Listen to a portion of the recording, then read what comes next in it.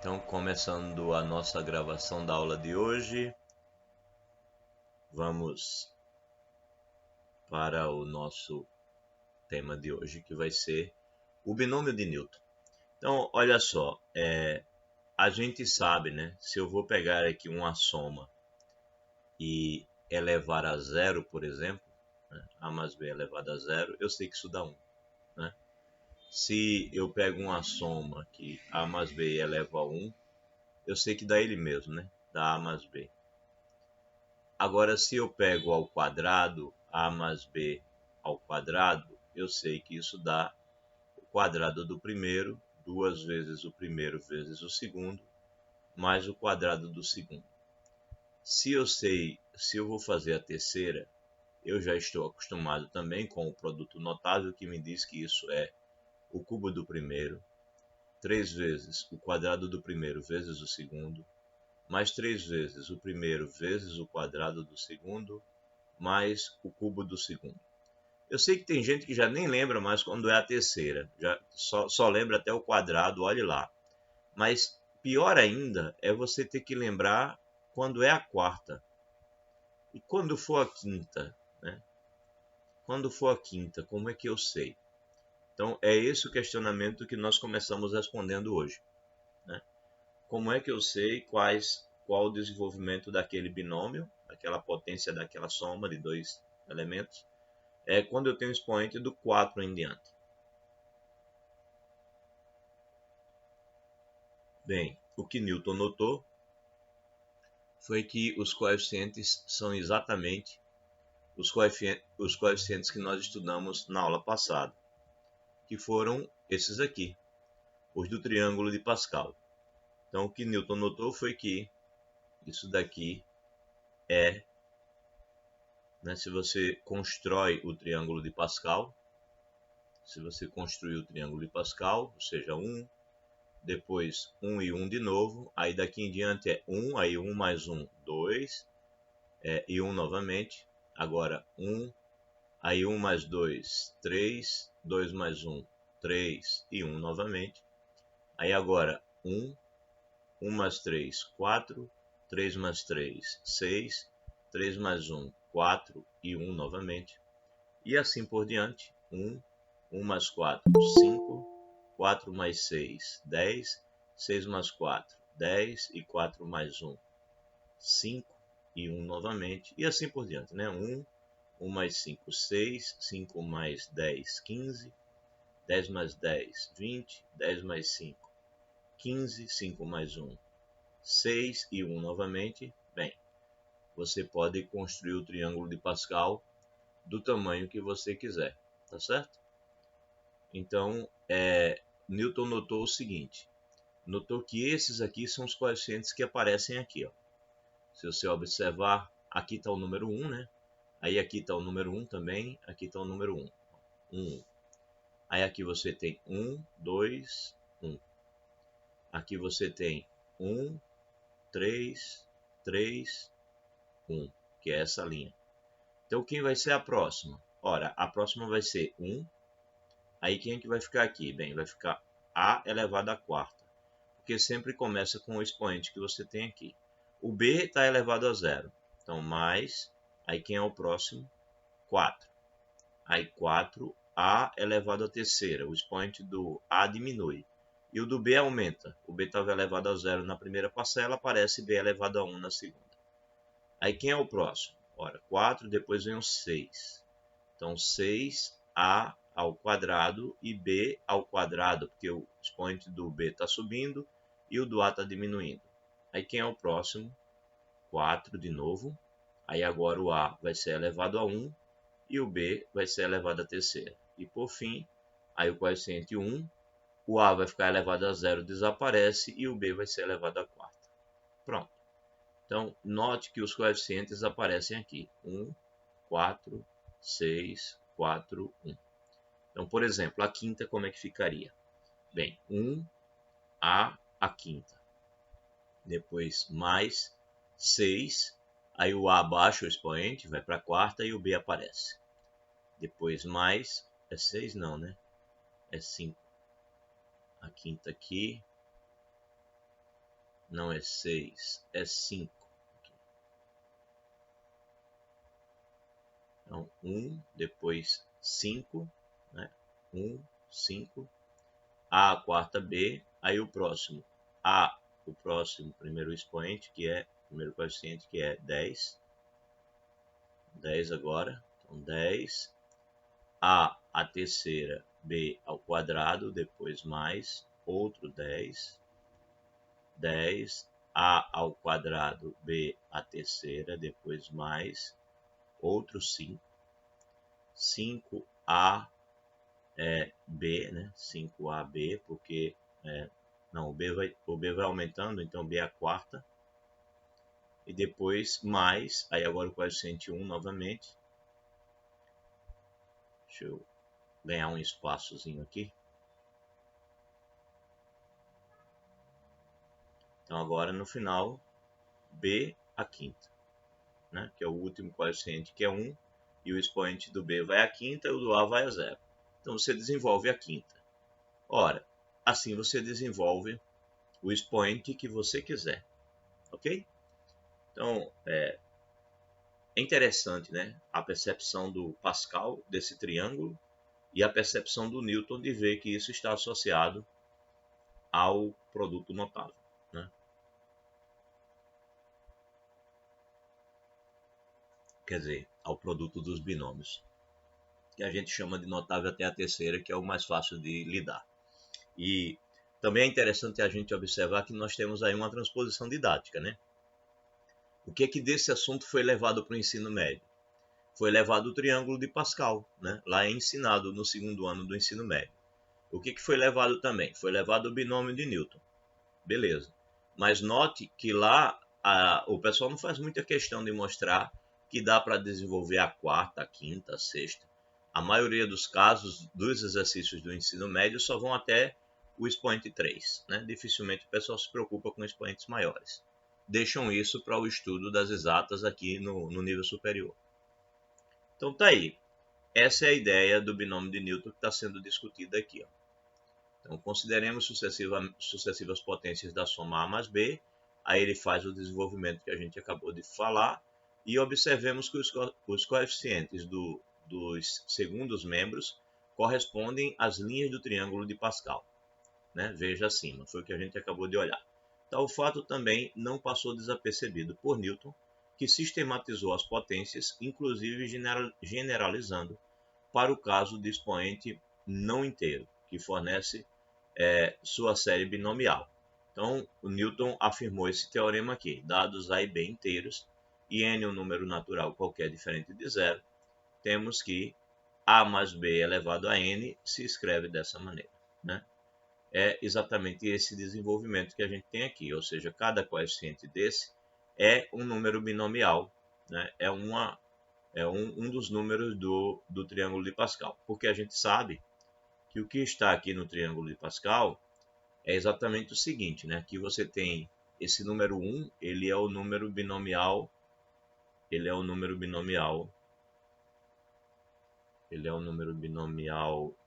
0, 0. O primeiro número 1 é o número binomial 0, 0. O segundo número 1 é o número binomial 1, 0 e o outro é o binomial 1. Aí o próximo é o binomial 2, 0, depois 2, 1 e depois 2, 2. Né? São esses três números aqui.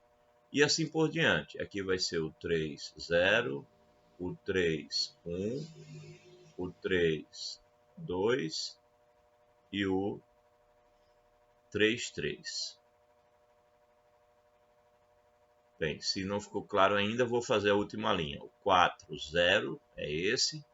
Aí vem o 4, 1, 4, 0, 4, 1, 4, 2, 4, 3 e termina no 4, 4, que é essa linha aqui. Ó.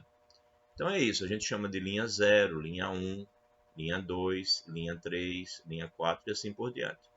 Então, quando o Newton escreve esse teorema, ele está te dizendo que esses coeficientes que a gente tem nesse desenvolvimento, eles são os números binomiais, né? Que ele próprio já tinha discutido antes. Então, a demonstração por indução, a demonstração desse teorema é feita por indução sobre N. Usa essencialmente a relação de Stiefel, né? Então, a ideia é, você olha o caso N igual a 1, ele diz aqui sendo evidente, e supondo a expressão válida para N maior ou igual do que 1, e a gente examina então o expoente N mais 1, que é o processo de indução, né? Verifica para um caso inicial, supõe para um N maior ou igual que o caso inicial e prova que vale para o seguinte. Então, a ideia é essa. Bem, se você pega 1, né, a verificação do 1 é você olhar que A mais B elevado a 1 nada mais é do que A elevado a 1, que é esse primeiro aqui, mais, você está pegando N igual a 1, então aqui vai ser o coeficiente 1, 1, vezes o A elevado a N menos 1. Aí o A elevado a N menos 1 vai ser o A elevado a 0 e vezes o B. Então você tem que isso é A mais o 1 aqui é 1, o A elevado a 0 também é 1, né? Então 1 vezes 1 vezes B, ou seja, de fato é A mais B.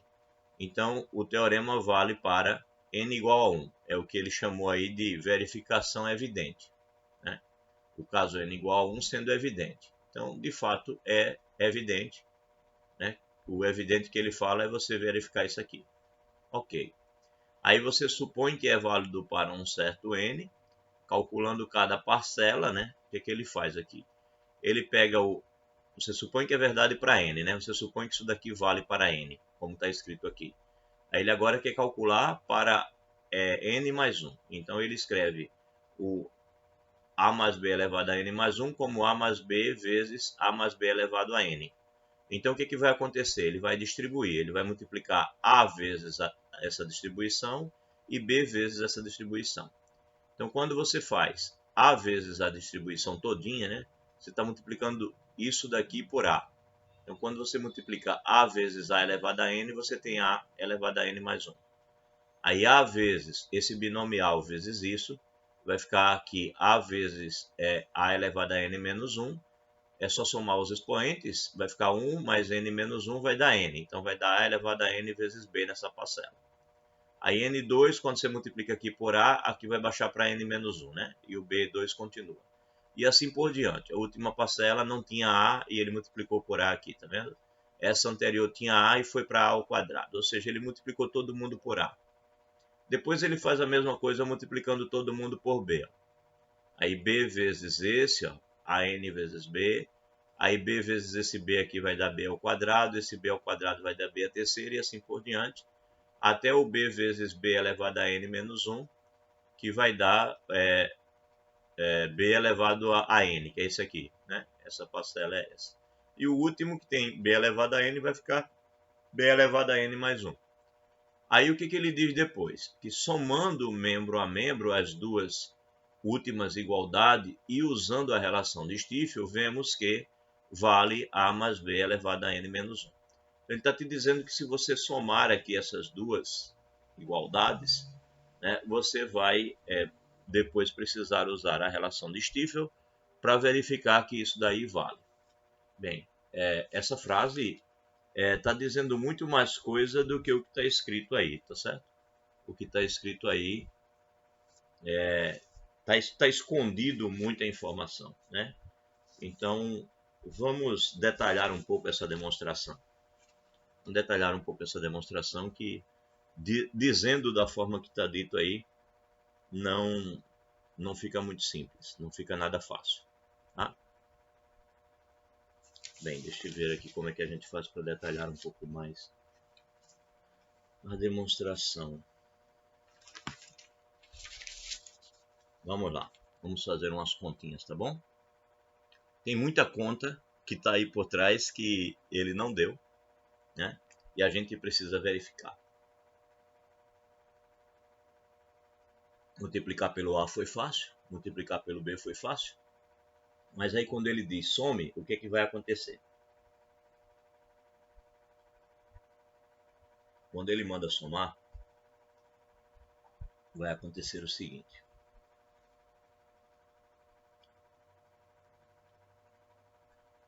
Bem, somando essas duas igualdades, temos o seguinte. Eu resumi aqui a nossa soma para ficar mais fácil de ver. Quando ele diz aqui que a gente deve somar essas duas coisas, olha que tamanho fica esse negócio, né? Quando você soma. Quando você somar isso aí, vai ficar assim, ó. Você tem A mais B, né? Elevado a K mais 1, que é, no caso, a gente não chamou de K, chamou de N, né? Vou chamar de N então também. A mais B elevado a N mais 1 é o que a gente está querendo escrever com cuidado, né?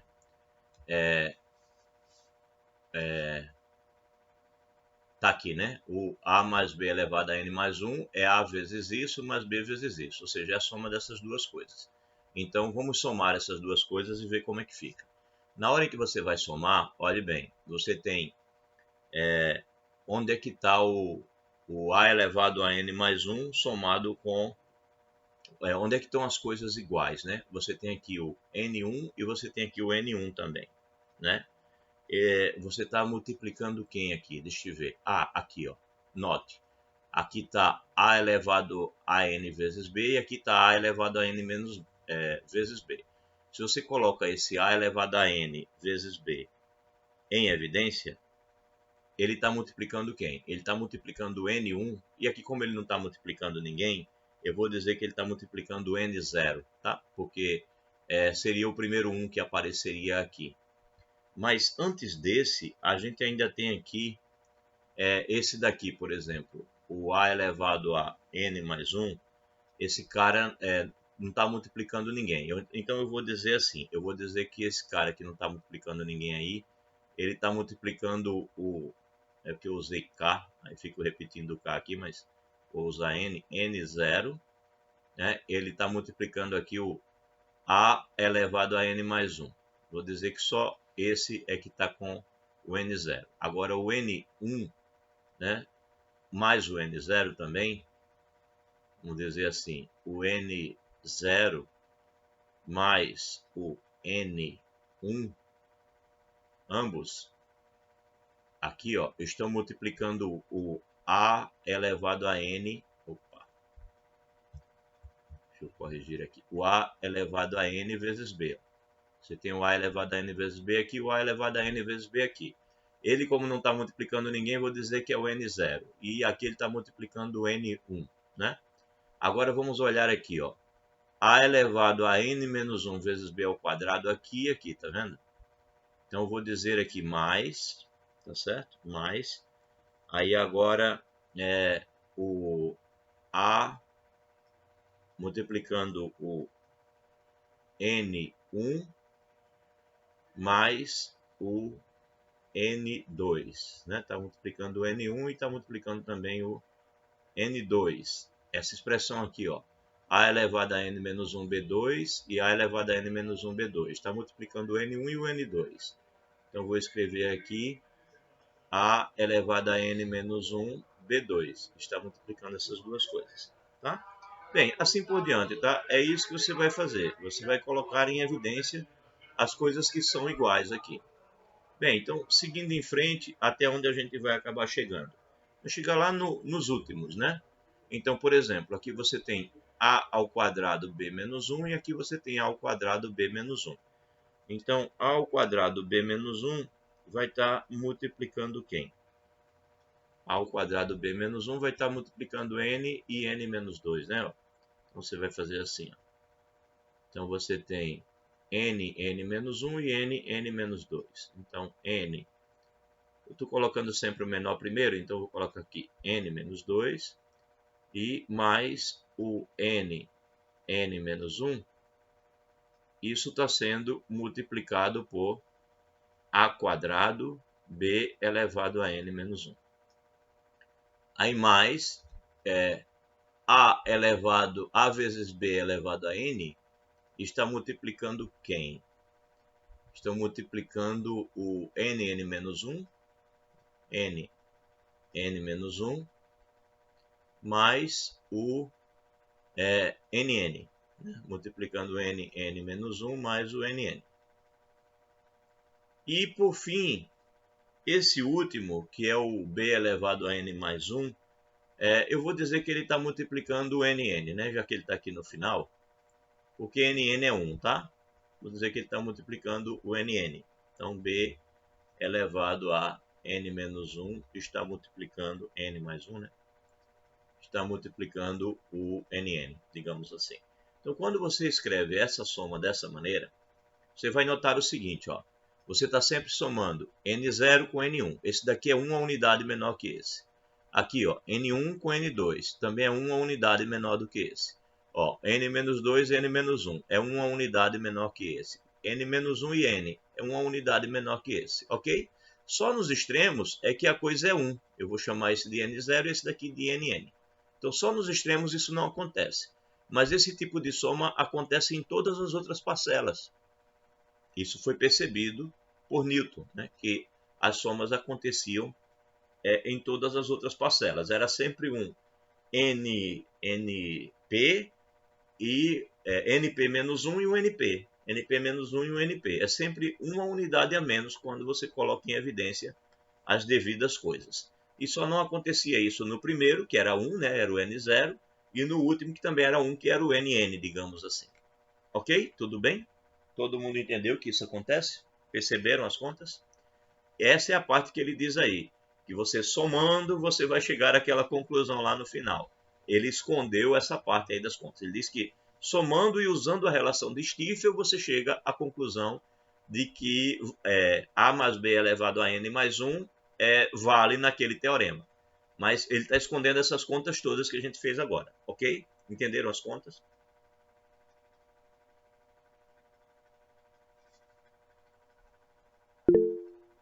Professor, Oi. o senhor tem como disponibilizar novamente o link? A Elisângela não está conseguindo entrar com o link disponível no AVA. Acho que não, deve ser algum problema no servidor dela. Ué, alguém pode. Mas no nosso. Ela tá no grupo do WhatsApp, Deixa eu ver se ela está. porque manda para ela o endereço da sala, TQRYYHQBCJ, porque aí ela entra no e-mail dela, clica em participar de uma reunião e coloca esse link, esse código, TQRYYHQBCJ. Aí ela entra, tá? Eu já enviei a ela. Pronto. Diga a ela que tenta entrar por esse endereço, porque eu não uso o link não da sala, eu só uso o endereço. Eu não tenho nenhum link aqui comigo. Mas, bem, se alguém tiver o link e puder mandar também, eu agradeço. Bem, entendido, gente. Então, quando o Newton fez isso, ó, quando ele vai lá e multiplica esse A e esse B e ele faz essa soma, ele nota que aparecem essas somas aqui, ó. E essas somas desses números binomiais sempre são uma unidade a menos do que o outro. E o que isso importa? Olha aqui, aqui está dizendo que isso vai nos levar a usar a relação de Stiefel. O que dizia a relação de Stiefel? Vamos olhar aqui. A relação de Stiefel nos diz que se eu pego um cara e somo com uma unidade a menos, ó, o que isso vai dar?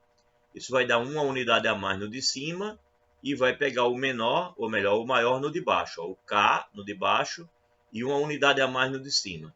Então isso significa dizer que aqui nessas nossas somas, ó, por exemplo, aqui nessa soma,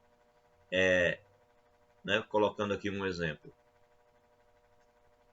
a relação de Stiefel nos garante que essa soma daqui, por exemplo, vai dar uma unidade a mais no de cima, n mais 1, e vai dar o maior deles no de baixo, ou seja, 1.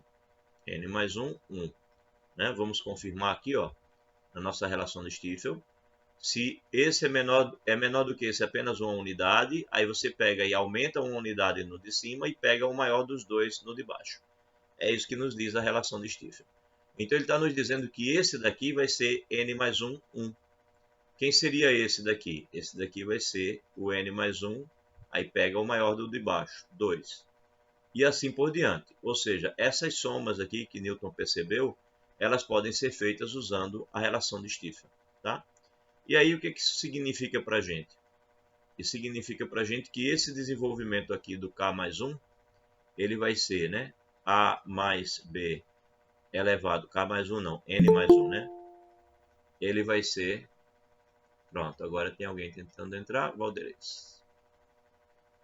Então, bem-vindo, Valderez. Então, esse desenvolvimento aqui, ele vai ser, ó, n0, eu posso escrever n mais 1, 0, porque é a mesma coisa, isso vai dar 1. Aí vai ficar a elevado a n mais 1. Aí depois, mais, esse daqui vai ser n mais 1, aí pego o maior dos dois, 1. n mais 1, 1. E aqui vai ficar a elevado a nb. Veja que diminuiu a unidade do n mais 1, ficou n, e apareceu o b, né? Aí mais, aí quem vai ser essa soma? Vai ser n mais 1, 2, né? Segunda relação de Stiefel. Aí a elevado a n menos 1, b ao quadrado. Ou seja, diminuiu uma unidade no expoente do a e aumentou uma no b. E aí mais, assim por diante, até chegar aqui nas últimas. Então, por exemplo, quem vai ser essa daqui? Essa daqui vai ser n mais 1, n mais 1, mais n mais 1, aumenta uma unidade no de cima e pega o maior dos dois aqui embaixo. Então, n menos 1. E aqui, a elevado ao quadrado e b elevado a n menos 1. Note que b elevado a n menos 1 é b elevado ao de baixo, como acontece aqui também. Ó, b elevado a 0, b elevado a 1, b elevado ao quadrado. O b está sempre elevado ao número de baixo. E o a está sempre elevado à diferença. N mais 1 menos 0 dá n mais 1. N mais 1 menos 1 dá n. N mais 1 menos 2 dá n menos 1. E n mais 1 menos n menos 1 dá 2, né? Porque vai eliminar o n e vai ficar 1 menos menos 1, que é 2. Então, o a está elevado sempre à diferença. Bem, e agora, mais, por exemplo, esse daqui vai ser n mais 1 e pega o maior dos dois embaixo, ou seja, n. Quando você faz a diferença, fica a elevado a 1, né? Porque a diferença disso daqui dá 1. E o b está sempre elevado ao de baixo. b elevado a n. Então, está correto, né? Qual é ele? Esqueci aqui, ó. Tá faltando colocar o... Aqui faltou colocar a potência do a, né? Vou colocar aqui. Aqui é o a mais b elevado a n. E no fim é mais n e o b elevado a n. Ponto, né? Então, a mais não, aqui é um produto, perdão. A vezes b elevado a n. E aqui o b elevado a n. É justamente a diferença desses dois, aí dá 1, por isso que é o a, e o b está sempre elevado ao de baixo. E para concluir, esse nn, se eu quero escrever a fórmula para n mais 1, eu posso substituir por n mais 1, porque também dá 1. E o b fica elevado a... no final era n ou n mais 1, nosso finalzinho era n mais 1, né? Aqui, mais 1. Pronto, n mais 1. Correto. Então, quando você olha para essa fórmula, você nota que ela é exatamente a mesma fórmula do teorema do binômio, só que agora para n mais 1. Isso prova o teorema, porque você supôs que valia para n e provou que vale para n mais 1. Aí o princípio da indução nos garante que isso vai valer para n mais 1. Como ele diz aqui, ó, somando membro a membro as duas igualdades e usando a relação de Stiefel, vemos que vale para a mais b elevado a n mais 1. Pronto, verificamos aqui que realmente vale para a mais b elevado a n mais 1 e o princípio da indução nos garante que vale para todo n, tá? Então, o texto esconde um monte de verdades aí, e aí a gente consegue provar com calma, né, fazendo as contas, que é verdade, né? Essa é a demonstração, então, do tal do teorema do binômio de Newton. O livro do Porcino escreve isso muito bonitinho. Quem quiser dar uma lida lá, pode ler, que está muito bem escritozinho lá. Tá bom? Está mais detalhado do que a nossa apostila. Ok? Então vimos a demonstração do teorema do binômio de Newton. Claro que vale uma releitura, vale observar de novo essa aula, com cuidado, para ver todos os detalhes que foram dados. Bem, aí vem um corolário. ele diz que a soma com k variando de 0 até n de nk é 2 elevado a n. Parece estranho, mas o que ele está dizendo para você é que a soma das linhas do triângulo de Pascal, a soma das linhas do triângulo de Pascal é 2 elevado ao número da linha. Então, por exemplo, se você soma os elementos da linha 0, isso vai dar 2 elevado a 0. De fato, né? 2 elevado a 0 é 1. Aí você soma os da linha 1, isso vai dar 2 elevado a 1. De fato, 1 mais 1, 2. Se você soma 2 elevado ao quadrado aqui, ó, vai ser 1 mais 2, 3, mais 1, 4. Então, de fato, dá 4. Aqui vai dar 1 mais 3, 4. 4 mais 4, 8, que é 2 a terceira. Dá 8. Se você somar essas, você tem 10, 14, 15, 16. 2 a quarta, que é 16. Realmente, se você sair somando, aqui vai dar 2 a quinta, que é 32, né? 20, 32. Ok. E essa última aqui deve dar 2 a sexta, que é 64. Vamos ver. 30 com 20, 50, mais 12, 62, mais 2, 64. Perfeito. Então, a soma das linhas do triângulo de Pascal dá sempre 2 elevado ao número da linha. Tá certo? É isso que está dizendo para a gente esse corolário aqui.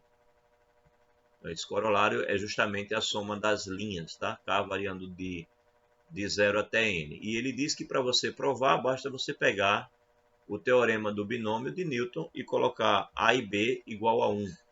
Porque se você colocar A e B igual a... Perdão, A e B igual a 1, não é isso? Porque aí se você coloca 1 aqui, aí você vai ter 1 elevado... 1 vezes 1, né? Vai ficar só os números binomiais, né? Se você colocar A e B igual a 1, então aqui vai dar... aqui vai dar 1, né? Porque você esquece esse negócio aqui, vai dar 1. E aqui, então aqui dá 1 e no último também dá 1. Aqui vai dar N1, aqui vai dar o N2, aqui vai dar o N-1, né? Então vai dar só os binômios, vai ficar só os números. Vai ficar só os termos do triângulo de Pascal, né? Então é por isso que ele diz a você aqui que basta você colocar A igual a B igual a 1 e você vê que isso é verdade, tá bom? Então, observe que a expressão dada é a soma dos elementos da linha de ordem n mais 1, né? Porque na conta dele aqui, o n que aparece porque quando você olha para a linha, né? Ele não fala na linha 0. Então, é por isso que o n dele aqui tem que ser acrescentado 1, porque ele não fala na linha 0. Quem falou na linha 0 fui eu, tá? Mas vale desde a linha 0. Então, por isso ele diz aqui n mais 1. Tá bom? Bem, isso termina a abordagem dele do binômio de Newton, né? Do teorema do binômio. Alguém quer fazer alguma pergunta? A pessoa que estava tentando entrar, quem era? Já conseguiu? Era Alzeni, Pernambuco. Ela não conseguiu ainda? Eu acho que ela conseguiu. Elisângela, quer dizer. Perdão. Elisângela entrou, Elisângela? Eu acho que não. Deixa eu ver aqui. Eu mandei aqui o link para ela, mas até agora nada. Tô aqui já, viu, professor? Tá um barulho aqui Então. na escola. Quase não ouvi o senhor falar. Tá bom. Ok. Professor, Perfeito. Então, um pouco ruim de acompanhar, porque é reunião aqui da escola. Ok. Então tá aqui. Fechamos o binômio de Newton. Aí vamos falar um pouco sobre as sequências de Fibonacci, tá? Então, a sequência... Alguém está tentando entrar? Ouviu um barulhinho? Não. não, se porventura depois de aula o senhor pode explicar aquela questão que foi no grupo da raiz para o Tá. desenvolvimento. Você só Ok. pode utilizar nos números inteiros, né? Não pode desenvolver Não, outro é método. porque nós não definimos raízes, né? A gente só vai poder utilizar aquilo que nossa teoria estabeleceu. Nós estamos fazendo uma construção axiomática, então naquela construção axiomática não existe a noção de raiz, né? Isso, naquele momento. Entendi. É porque raiz não existe para inteiros, né? Eu vou tirar a raiz de 2. Quem é a raiz de 2? Não tem. A raiz de 2 é um número irracional. Ela não é inteira. Então, nós estamos estudando uma situação em que os números, todos os nossos números são inteiros. Ok? Então, não tem sentido a raiz ali. Bem, a sequência de Fibonacci é uma sequência de números naturais definida por recorrência pelas relações seguintes. Ele pega os dois primeiros termos, o F1 e o F2, e chama de 1. E aí, daí em diante, ele diz que qualquer termo vai ser a soma do anterior e do anterior ao anterior, ou seja, dos dois últimos antes dele, né? Então, a sequência de Fibonacci é essa aqui. O primeiro termo é o 1, o segundo termo é o 1. Aí o terceiro termo é a soma 1 mais 1, 2. Aí o quarto termo é a soma 2 mais 1, 3. O quinto termo é a soma 2 mais 3, 5. O sexto termo vai ser a soma 3 mais 5, 8. E assim por diante, né? O 13 é o 5 mais 8, o 21 é o 8 mais 13, o 34 é o 13 mais o 21, o 55 é o 21 mais o 34, e é sempre assim. É só você somar os dois últimos, né? E aí, o que é interessante nessa sequência de Fibonacci, é que ela tem propriedades muito particulares, muito interessantes. E ela está associada a números que aparecem na natureza, né? Que é a famosa o famoso número de ouro, né? A relação áurea. Bem, então, devido a ela ter essa relação com o número de ouro, ela passou a ser então uma sequência muito estudada. E aqui está um exemplo interessante do estudo dessa sequência que está associado à natureza, né? Diz aqui o seguinte, que um casal de coelhos recém-nascidos foi posto em um lugar fechado, né? Um local cercado. Então, a cada mês, um casal de coelhos produz outro casal. Então, um casal começa a procriar 2 meses após o seu nascimento. Aí a pergunta feita aqui foi, quantos casais estarão presentes após um ano? Então, se você criar um casal de coelho, depois de um ano, 12 meses passados, quantos casais de coelhos você vai ter? Então, seguindo o modelo, né, de procriação enunciado aqui acima, a gente faz a seguinte tabela. No primeiro mês, você pega um casal de coelhos recém-nascidos, e aí, naturalmente, ele não procria ainda. No segundo mês, esse casal está aqui ainda presente, né? Ainda não procriou. Aí quando chega no terceiro mês, ele procriou aqui do segundo para o terceiro, e aí você passa a ter dois casais, né? Dois casais, porque um casal procriou dois coelhinhos, né? Para o terceiro mês.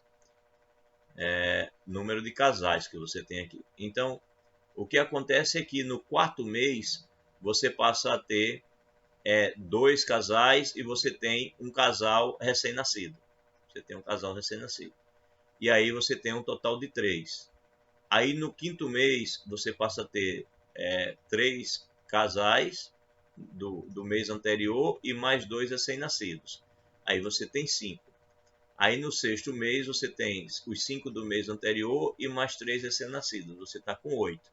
E assim por diante. Aí percebeu-se que essa sequência de quantidades que aparece aqui, 1, depois 1, aí depois 2, 3, 5, etc., era justamente a sequência de Fibonacci.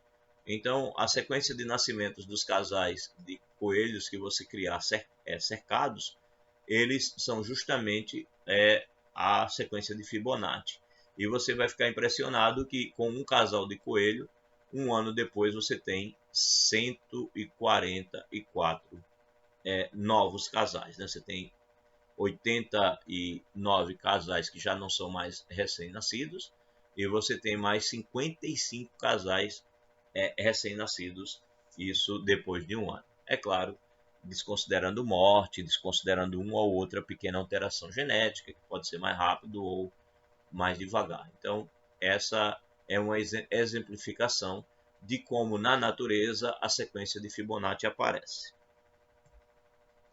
E aí, associado à sequência de Fibonacci, você tem a tal da fórmula de Binet. E o que é que diz essa tal fórmula de Binet?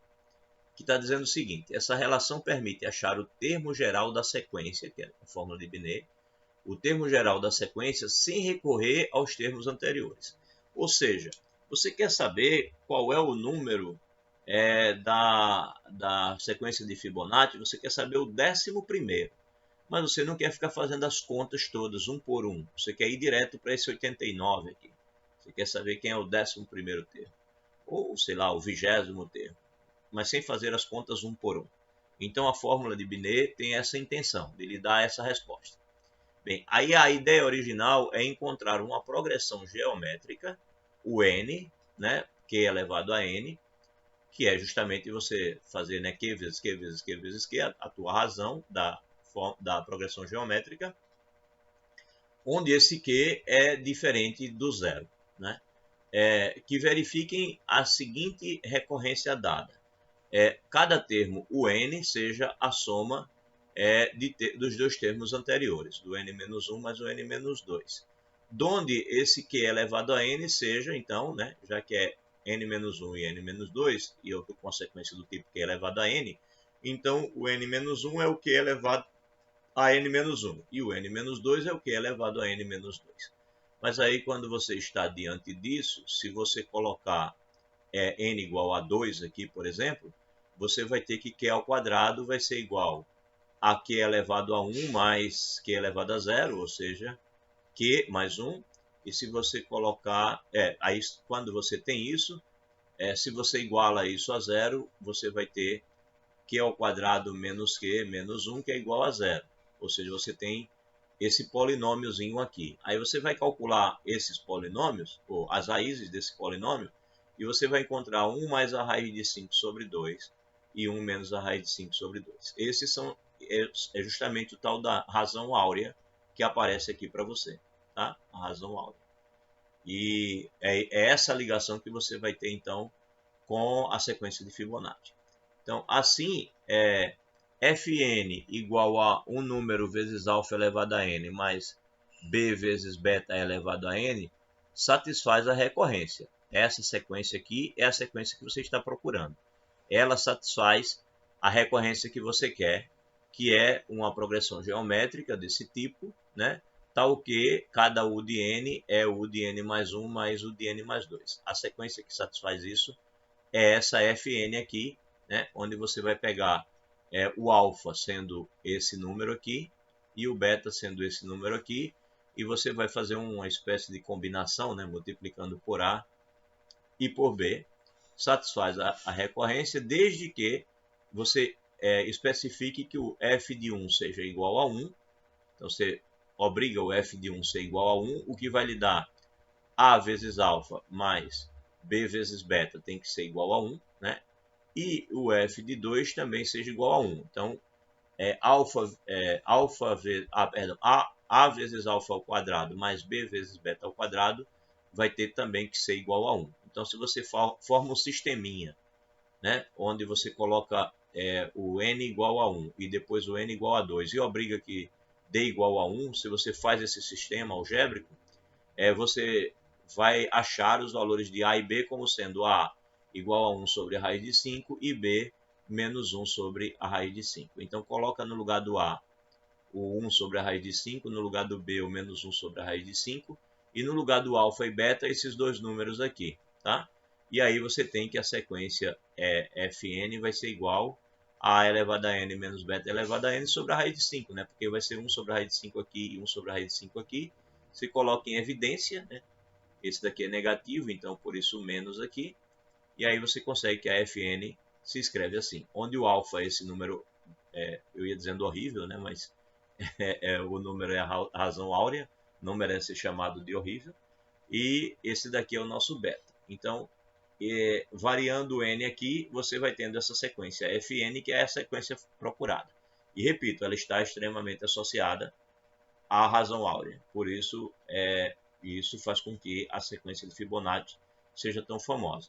Então, observemos as simplificações que devem ocorrer em todas essas raízes de 5 para resultar gentis números inteiros, ou seja, você tem que observar as simplificações que você vai fazer aqui para poder você ter números inteiros nessas nossas FNs aqui, tá?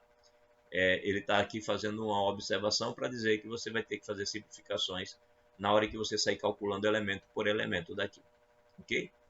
Pois bem, aí ele começa a dar exemplos. Então verifiquemos, por exemplo, que a soma F1 mais F2 mais Fn da nossa sequência de Fibonacci vai dar Fn mais 2 menos 1. As somas dão isso. E aí ele argumenta o porquê que dá isso. Ele diz assim, né?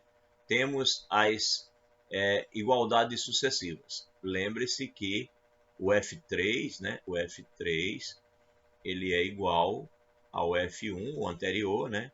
Mais o F2. Ou seja, o F3 é a soma dos dois anteriores. É por isso que ele está escrevendo aqui que o F1 é igual ao F3 menos o F2, tá? Ele passou o F2 para o outro lado e disse que F3 menos F2 é F1, tá? É por isso que ele faz essa afirmação aqui, ó. Tá bom?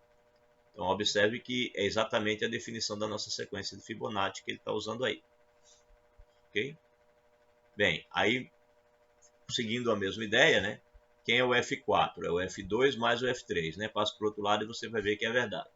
Quem é o F3? Quem é o F5 aqui? É o F3 mais o F4, ok? Então, ele está escrevendo F1 dessa maneira, F2 assim, F3 assim, e assim por diante. Aí ele diz o seguinte no final, vai somar, né? Se você soma do lado de cá, é a mesma soma do lado de cá, né? E aí, se você vai somar, você vai notar que o F2 não vai se eliminar, mas o F3 vai aqui, ó. F3 vai se eliminar. O F4 vai se eliminar com F4 daqui. Então vai sobrar aqui o F2, né? Vai sobrar aqui o F2 e você vai sair eliminando todo mundo. No final você tem aqui o N mais 1 indo embora com N mais 1, né? E você certamente vai ter um sobrando aqui também, que é justamente esse nosso N mais 2, porque o menos Fn vai sumir com o que vai estar aqui anterior. Então vai sobrar esse Fn mais 2. Ou seja, quando você fizer todas essas contas, vai ficar assim, né? Você vai concluir que essa soma, vai concluir que somando tudo isso, né, a soma F1 mais F2 mais etc, até o último, até o Fn, só vai sobrar o Fn mais 2 menos esse F2. Fn mais 2 menos o F2. Mas quem é o F2? O F2 ele vai ser os dois anteriores, né? Que seria quem? O F1 mais o F0. Que é quem? 1 e 1. Tá? Os dois primeiros 1 mais 1, por isso que dá esse 2 aqui. Então, no final vai dar Fn mais 2 menos F2. Essa é a formulazinha que dá a soma de todos os termos da sequência de Fibonacci, tá? Pois F2 é igual a 1, como ele está avisando aqui. Bom, na verdade, F2 é igual a 2, não? 2 é 1 mais 1. Acho que foi isso que ele quis dizer. F2 é igual a 1 mais 1. 1 mais 1. Por isso que aparece esse 2 aqui, tá? Porque sobraria só o F2 e o Fn menos 2, mas esse cara daqui é 1 mais 1, que é 2. Por isso que aparece esse 2. Pois bem.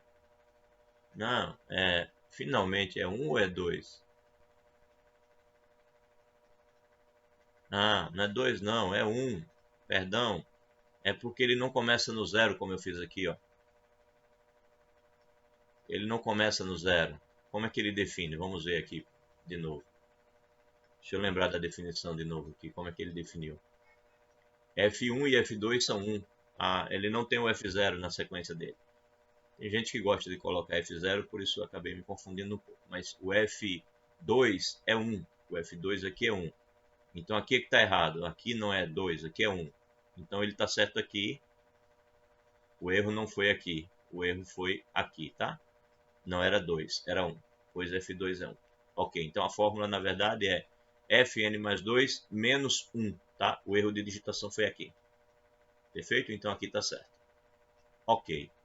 Verificamos então a soma. Nós fizemos só uma verificação, né? Fizemos só uma verificação. A gente sabe que quando a gente faz uma afirmação para todo n, a única maneira que você tem aí de demonstrar é se você usar o princípio da indução matemática. Uma dica, tá? A gente fez uma verificação, não uma demonstração. Então, pode ser que a gente peça como exercício para fazer uma demonstração de alguma coisa que foi feito só uma verificação. Então, treina lá o princípio da indução matemática, porque esse tem que cair. Não tem como passar por teoria dos números, né, sem, num dos exercícios, ou até em mais de um, ter que usar o princípio da indução matemática. E o princípio da indução matemática é uma coisa que não adianta você ficar variando. Ele tem toda uma estrutura para você demonstrar, né? Tem que verificar para um termo inicial, tem que supor que vale para um termo maior ou igual que aquele, e tem que provar que vale para o seguinte. Se você não der todos esses passos, ou seja, se você não verificar todas as hipóteses relacionadas à sua indução, você não tem como usar o princípio da indução. Então, treina isso daí, faz exercício com o princípio da indução matemática, porque isso eu vou precisar colocar na prova.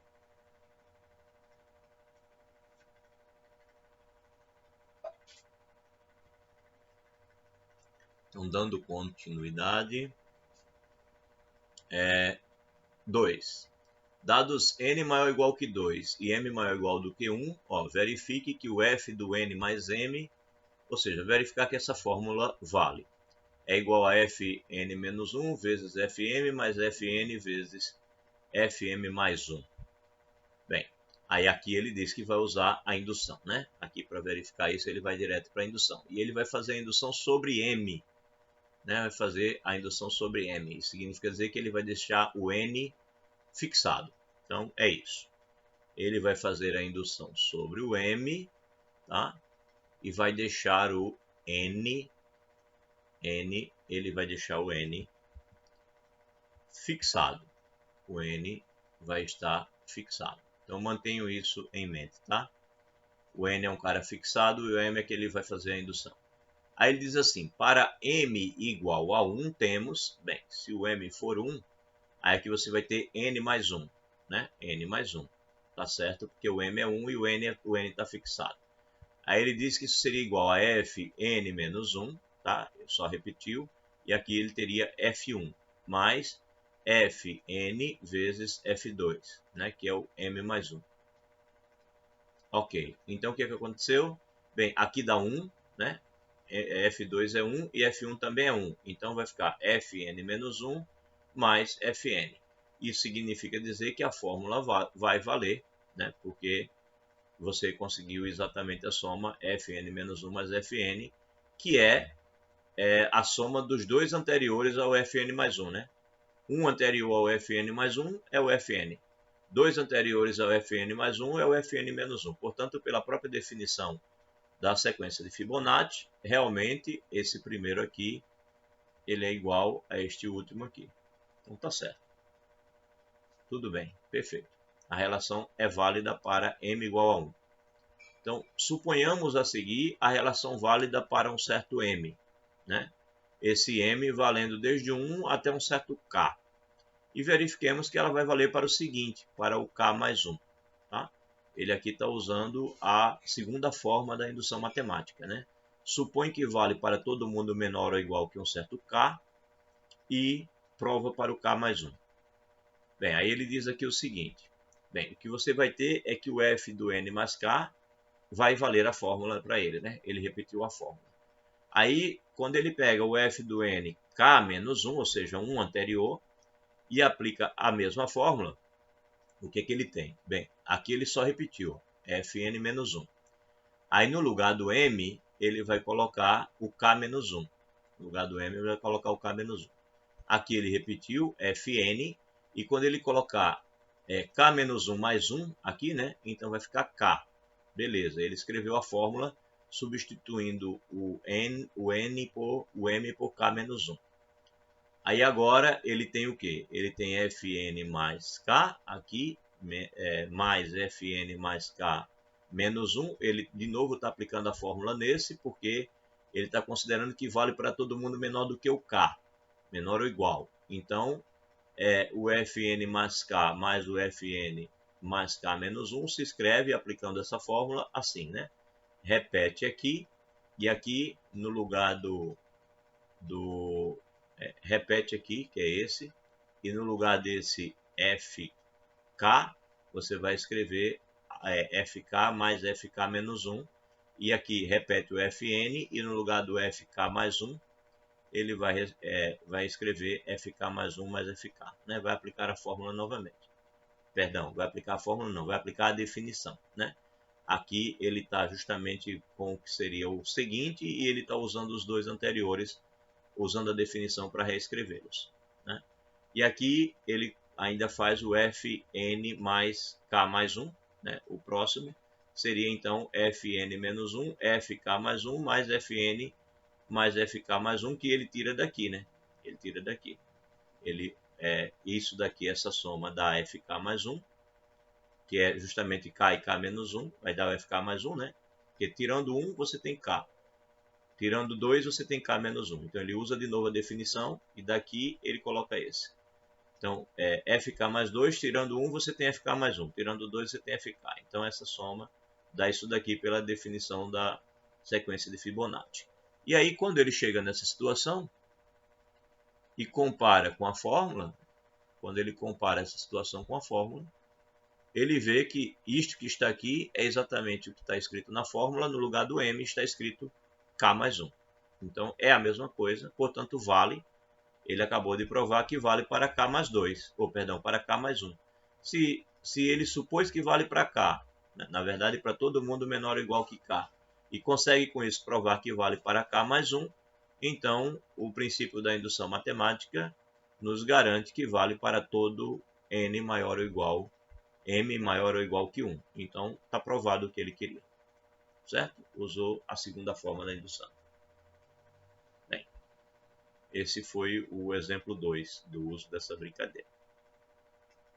Aí agora ele vai falar da soma dos quadrados dos termos da sequência de Fibonacci, né? Mais um exemplo de como usar o princípio da indução para provar mais uma propriedade da sequência de Fibonacci. Então a brincadeira aí é essa, é ficar provando propriedades da sequência de Fibonacci. E eu digo a vocês, não é nada imediato, dá trabalho, tá? Você vê que ele optou nesse exercício especificamente por usar o princípio da indução matemática segunda forma. Ele não usou a primeira forma.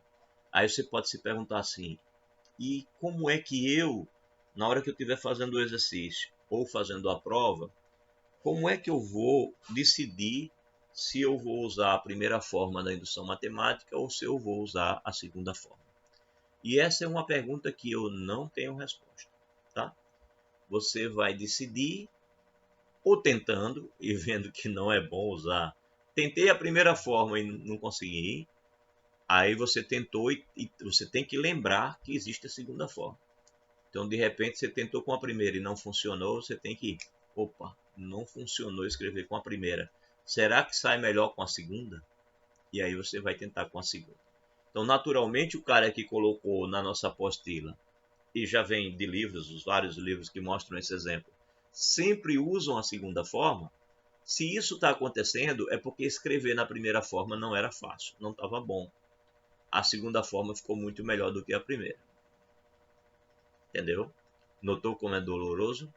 É doloroso, porque imagine você numa prova presencial em que o cara chega, tem 50 minutos, bota um problema para ele demonstrar e ele vai ter que descobrir se vai usar a primeira forma ou a segunda.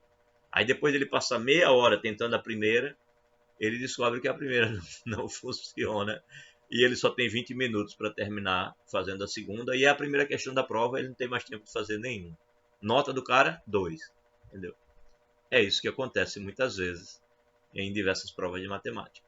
Aí um outro fez 150 exercícios, e aí já fez esse, já viu uma vez.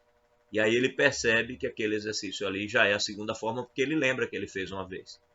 Aí ele vai lá e rapidinho faz a questão E aí esse cara tira 7, 8, e o resto da turma 2, 3, 1.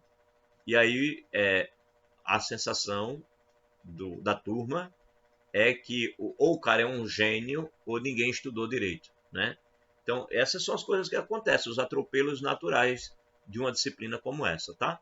Eu sei disso, eu estou consciente disso. Então, vocês têm uma vantagem que vocês têm como pesquisar. Então, vocês saem procurando aí, seja lá onde for, que eu sei que procuram. E é por isso mesmo que muitas vezes eu coloco questões criadas bem por mim, assim, que aí vocês saem procurando e não encontram. E aí vocês são obrigados a terem uma leitura mais cuidadosa da teoria, para poder entender mesmo e tentarem sozinhos, pelo menos os primeiros passos de cada questão. Depois, aí do segundo passo em diante, encontra uma questão parecida e pode até usar essa aparência com outras questões para facilitar a tua leitura e conseguir resolver a questão. Bem, aí, aqui ele está dizendo o seguinte, que se você for provar agora a soma dos quadrados, né, dos termos da sequência de Fibonacci, ou seja, você está aqui o fn mais 1 igual a f2n mais 1, ele está dizendo que se você somar um termo da sequência de Fibonacci, que é o fn, ao quadrado, com um termo seguinte, seja eles quais forem, né, ele não diz quais, ele diz que essa soma vai dar o termo de posição 2n mais 1. Certo? Você pegou um termo na posição n, somou com o seguinte, os quadrados deles, isso vai dar o termo na posição 2n mais 1. E aí ele diz que a fórmula de Binet é mais significativa nesse caso. Então ele diz que você pega o Fn e escreve pela fórmula de Binet, né, como sendo isso, e o Fn vai ser então, quando você desenvolve essa diferença aqui de alfa elevado a n menos beta elevado a n, você desenvolve essa diferença aqui de potências, né, fica dessa forma. É uma diferença de potências, você usa porque você quer o quadrado. Você leva o quadrado. É o quadrado do primeiro, 2n, o quadrado do segundo e menos duas vezes o primeiro vezes o segundo. Como você não sabe se o n vai ser par ou ímpar, então você não sabe se vai ficar mais aqui no meio ou menos. Então, como o sinal vai variar, pode ser menos duas vezes o primeiro vezes o segundo ou mais duas vezes o primeiro vezes o segundo, ele colocou esse menos 1 elevado a n para poder variar esse sinal, né? Mas foi o quadrado que ele fez aqui. Aí ele vai e pega o f ao quadrado do termo seguinte, que seria esse, né? E aí ele escreve do mesmo jeito, né? O f ao quadrado do n mais 1. Faz de novo o quadrado da soma, nesse caso, mas aí, quando você faz o quadrado da soma, você não sabe, dependendo do expoente par ou ímpar, você vai ter mais ou menos aqui duas vezes o primeiro vezes o segundo. Aí ele coloca o sinal, o menos 1 elevado a n mais 1. Bem, enfim, ele diz que se você soma essas duas expressões, você tem isso daqui, né? E aí, quando você olha lá a fórmula de Binet, você vai ver que isso daqui é exatamente o termo F2n mais 1, né? A fórmula de Binet, ela nos dá, cadê ela aqui? A fórmula de Binet, ela nos diz que cada Fn se escreve, escrito assim fica feio pra caramba, deixa eu ver aqui assim, né? Ela é escrita assim. Então, quando você pegar o F, esse F resultante aqui que a gente conseguiu, e aplicar nessa fórmula, olhando quem é o F n e o Fn mais 1, né? E aí quando você olha aquele termo que apareceu na soma, esse termo aqui, você vai ver que usando aquela fórmula, ele é o termo F2n mais 1. Tá? Compare lá com esse e veja que de fato é o F2n mais 1. Tá? Mesmo porque é o expoente que aparece aqui. É esse expoente que diz qual é o termo. Está lá na fórmula de Binet, esse é o expoente é quem diz quem é o termo. Né? O n é o n daqui. Ó. O termo coincide exatamente com o expoente. Então, se aqui é 2n mais 1 e aqui é 2n mais 1, é porque você está com o termo 2n mais 1. Tá? Bem, revisa essas contas aí, que essas contas vocês conseguem revisar sem mim. Bem, terminou então o falatório sobre a sequência de Fibonacci, e aí tem um monte de exercício na internet, em todo lugar, sobre sequências de Fibonacci e suas propriedades. A imensa maioria se resolve pelo princípio da indução matemática, e é esse o exercício aí sobre frequência de Fibonacci, ficar fazendo exercícios de propriedades dessa sequência a partir, na maioria das vezes, do uso do princípio da indução matemática, tá? Bem, e aí, para concluir o capítulo, a Torre de Hanoi. Bem, a Torre de Hanoi é conhecida, vocês já devem ter visto por aí afora, né, esse brinquedinho aqui, que tem 3 hastes, você tem essas circunferências aqui, esses discos, eles são de tamanho variados, né? Todos eles têm tamanho diferentes. Aí a intenção, você está com todos eles numa haste, e aí você quer passar todos eles para a última haste. Você está nessa e quer trazer todos para cá. Ou você está nessa e quer trazer todos para cá. Mas a ideia é que você nunca pode colocar um disco maior em cima de um disco menor. Então ele destacou aqui em preto o maior disco e o menor disco, né? Todos os outros são os discos intermediários. Então você coloca em uma única haste todo mundo, sendo que o maior fica embaixo e você vai diminuindo o tamanho até chegar no último, que é o menorzinho. Aí depois de feito isso, você vai ter que tirar um por um e passar até a última haste, podendo colocar na primeira ou na segunda, mas de tal forma que nunca aconteça de um maior ficar em cima de um menor, tá? Então é esse o jogo chamado a Torre de Hanoi, a brincadeira da Torre de Hanoi. Então trata-se de um jogo idealizado pelo matemático francês Edouard Lucas em 1882. Consiste de N discos de diâmetros diferentes, com um furo no seu centro e uma base onde estão fixados 3 hastes. Inicialmente, os discos estão enfiados numa haste, de modo que nenhum disco esteja sobre um outro de diâmetro menor. Então, o menor está sempre em cima. O objetivo é mover todos os discos da haste original a uma outra pré-determinada com as seguintes regras. Somente um disco pode ser movido de cada vez. E um disco maior nunca pode ser posto sobre um disco menor.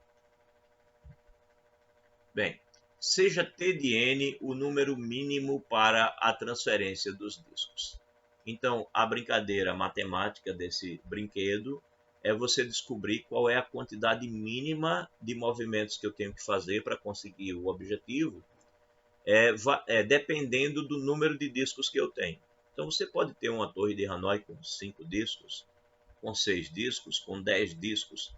Aí a pergunta é, qual é a quantidade mínima de movimentos que eu consigo fazer para cumprir o objetivo do jogo, dependendo do número de discos. Claro que quanto mais discos, mais movimentos. Então, como é que se faz o cálculo da quantidade mínima? É isso que ele está querendo discutir aqui. Ele diz o seguinte, brincando um pouco, não é difícil ver que se você tiver um disco só, então basta um movimento. Se você tiver 2 discos, aí você já precisa de 3 movimentos, né? É verdade? Vamos ver. Pensem aí junto comigo. Você tem a base, aí você tem 3 hastes,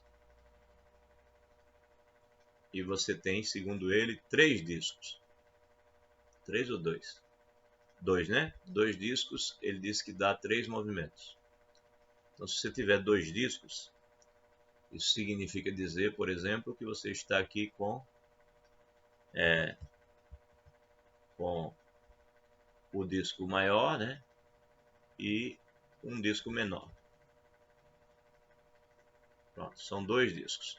Ele diz que, por exemplo, para eu chegar nessa haste aqui, dessa mesma forma, ficar aqui, eu vou precisar de 3 movimentos. Bem, veja bem, se eu colocar o menor direto na base que eu quero, eu não posso mais colocar o outro. Então, realmente, 2 movimentos não dá.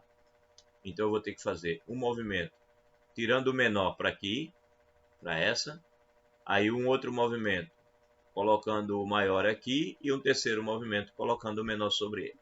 De fato, vou precisar de 3 movimentos, né? O que ele diz mais? Ele diz que se eu tiver 3 discos, eu já vou precisar de 7 movimentos. Caramba. Quer dizer que se eu tiver mais um disco aqui, tiver 3 discos, eu vou precisar de 7 movimentos. Foi o que ele disse. Bem, o primeiro movimento, eu acho que nesse caso seria colocar o pequeno aqui, né? Na haste que eu quero chegar. Aí agora eu pego o do meio e coloco aqui 2 movimentos. Aí agora eu pego o pequeno, trago por cima do meio, 3 movimentos. Aí eu pego o grandão, vou para lá, 4 movimentos.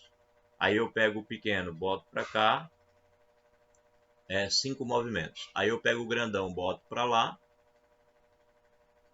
Não, perdão, o do meio, né? Boto para cá, já sobre o grandão, 6 movimentos. E depois o pequeno, boto para cá, 7 movimentos. De fato, realmente são 7 movimentos. Bem, com 4 ele diz que são 15 e assim por diante. Bem, aí a pergunta é, mas qual seria a forma genérica de T de N?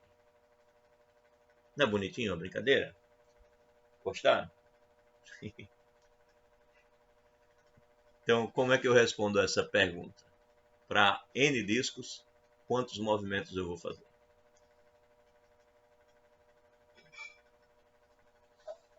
Notaram que a indução matemática é perfeita aí, né?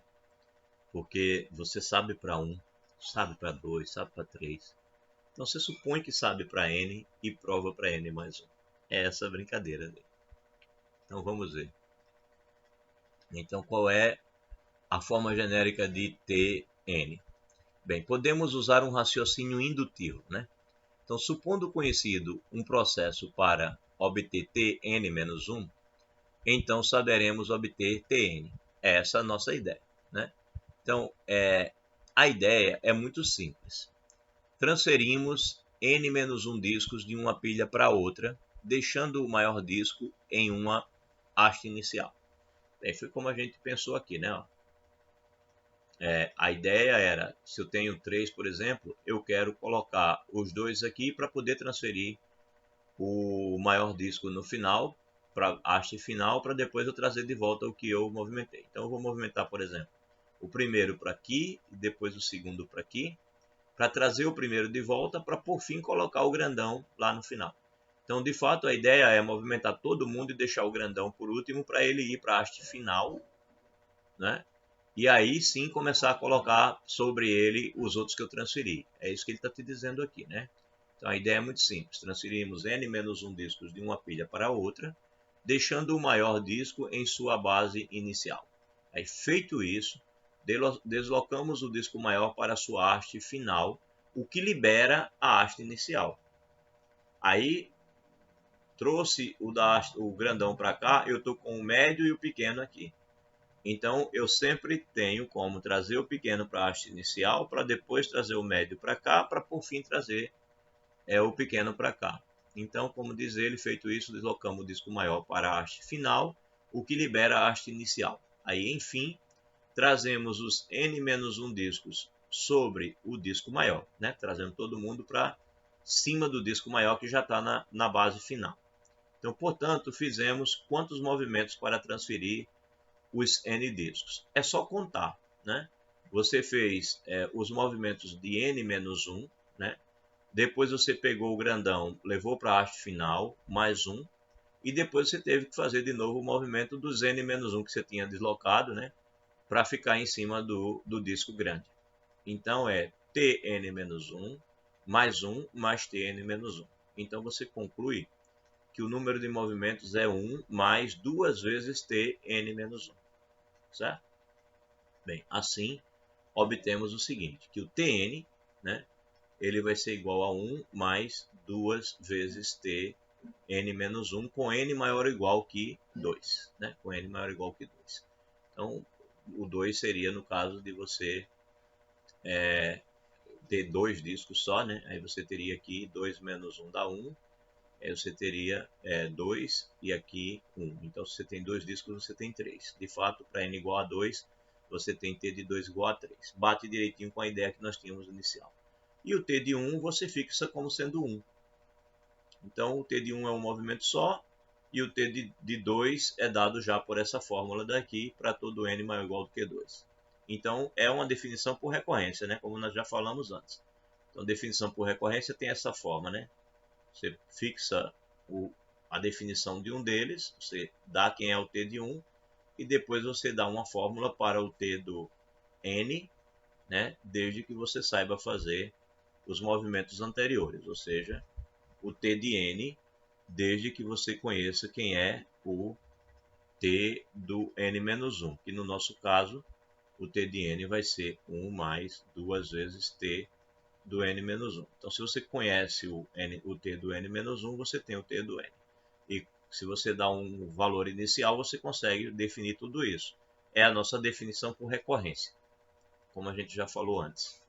Bem, ora, na atividade proposta 2.4, exercício 1, solicitamos uma fórmula para a sequência de recorrência acima. De fato, nessa atividade nossa aqui, a gente discutiu essa atividade, tá?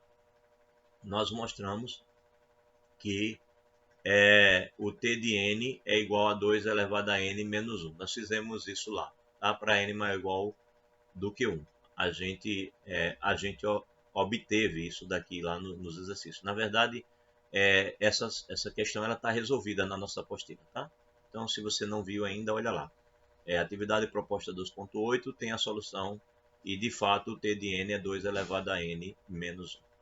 Tá? Esse questão aqui foi colocada lá sem dizer que era sobre a Torre de Hanoi. Bem, aí aqui ele faz um comentário, né, histórico. Eu coloquei porque é curioso.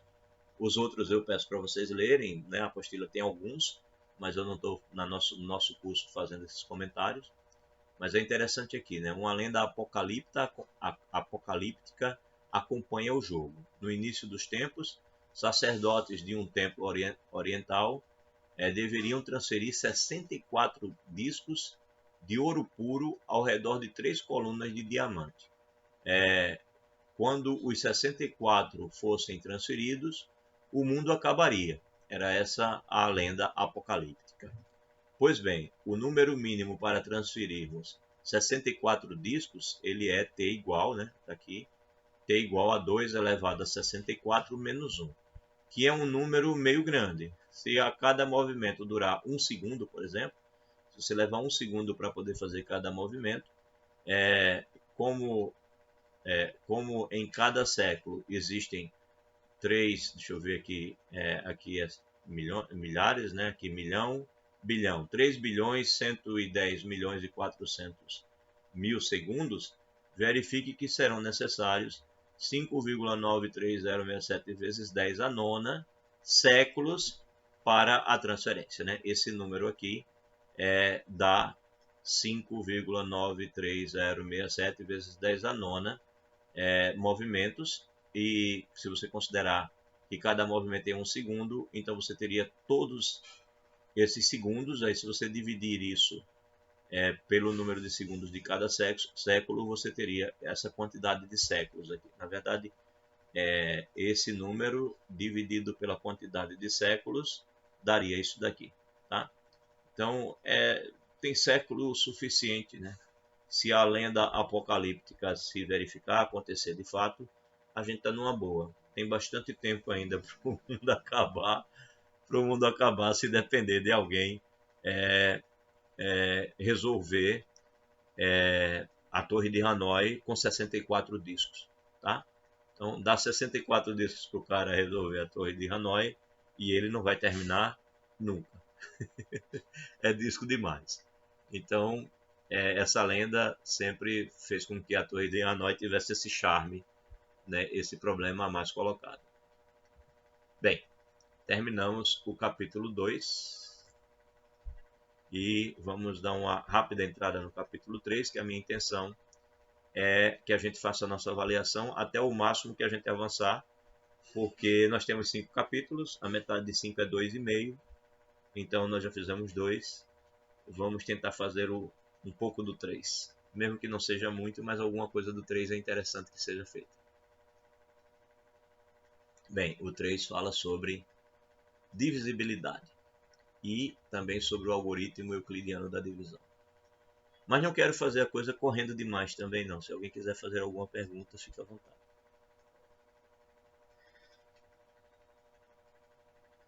Ontem cheguei a Maceió meio cansado e não tinha ninguém para ir me buscar.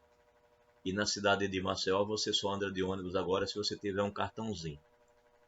Os nossos gestores, né, municipais, do alto da inteligência deles, inventaram um sistema que você não entra no ônibus pagando a dinheiro. Você só passa no ônibus com um cartãozinho. Eu compreendo que melhora a segurança, porque aí você não tem dinheiro dentro do ônibus, portanto o assaltante fica menos interessado de ir lá.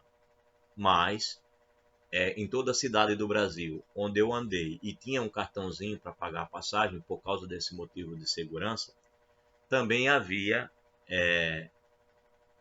cartão de crédito? Não, é um cartão específico para você colocar lá na maquininha do ônibus.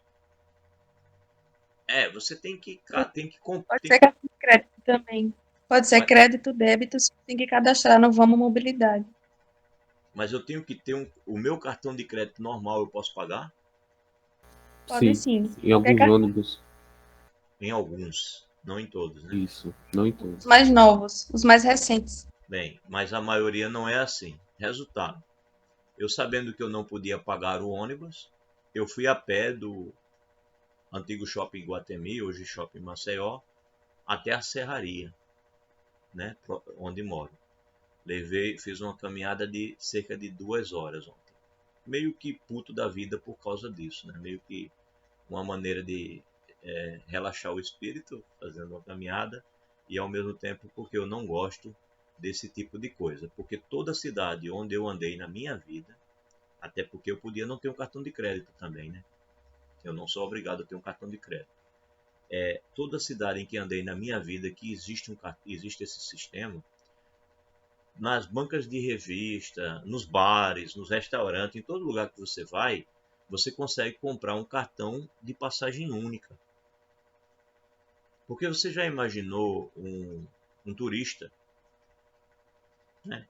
Pode estar sem um cartão de crédito, repito, não é obrigado a ter, ele pode andar com dinheiro. Aí chega um turista, não tem o sistema da cidade de Maceió, e aí o cara não tem como pagar, ele está com dinheiro e ele não tem como pagar.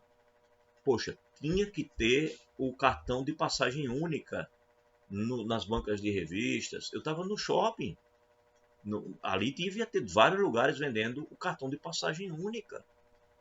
Todo lugar do Brasil que faz esse sistema se preocupa em ter o cartão de passagem única. Porque eu poderia chegar a comprar, eu pagaria até um pouco mais caro a passagem, sem problema. Mas eu queria ter o cartão de passagem única, porque eu não vejo essa burrada que foi feita na cidade de Maceió ser feita em lugar nenhum do Brasil. Né? A primeira burrada foi botaram uma catraca que é para boi passar. Né? Por quê? Porque meia dúzia de pessoas pulavam a catraca, aí eu que não pulo a catraca sou obrigado a passar apertado numa catraca como se eu fosse gado.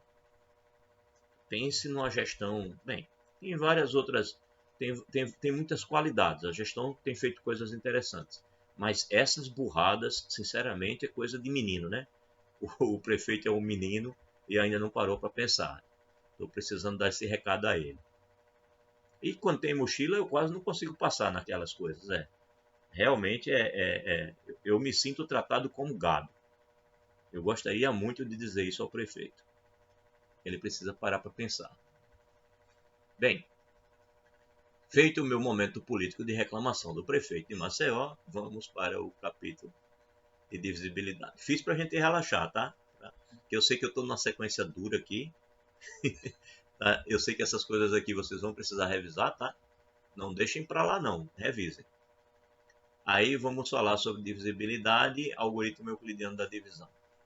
Bem, aí ele promete esses itens aqui: estabelecer a relação de divisibilidade de números inteiros, descrever o algoritmo da divisão euclidiana, existência e unicidade, explicitar as propriedades da divisão de inteiros, estabelecer a construção de sistemas de numeração, com ênfase no sistema binário e suas equações, e descrever o algoritmo de Euclides para o cálculo do MDC e ainda explicitar as propriedades do MMC e aplicar a teoria a problemas elementares de contagem. Eu queria ir pelo menos até aqui o item C, tá? Se eu conseguir até o item C, tá bom. Mas pelo menos o A e o B, com certeza. Vamos lá. Então, primeiro, divisibilidade. Dados dois números inteiros A e B, desde que o A seja diferente de zero, dizemos que o A divide o B quando você tiver um C inteiro. Notem, a gente só trabalha com inteiros, tá? Não existe racionais na nossa teoria. Tais que B é igual a A vezes C. Neste caso, diremos também que A é um divisor de B, ou ainda A é um fator de B, ou ainda que B é um múltiplo de A, né? Então, quando eu digo a você que o A divide o B, eu estou dizendo a você que existe um C que eu posso multiplicar o A e que vai dar o B. E aí, quando eu digo isso, eu posso dizer que o B é múltiplo de A, mas ele também é múltiplo de C. Eu posso dizer que o A é um divisor do B, o C também é um divisor do B, tá? Então, são expressões normais quando você tem essa situação. Então, usaremos a notação A divide B. Então, quando eu faço A traço B, eu estou dizendo que o A divide B, tá? E a sua negação, naturalmente, se eu passar um traço, significa dizer que o A não divide o B.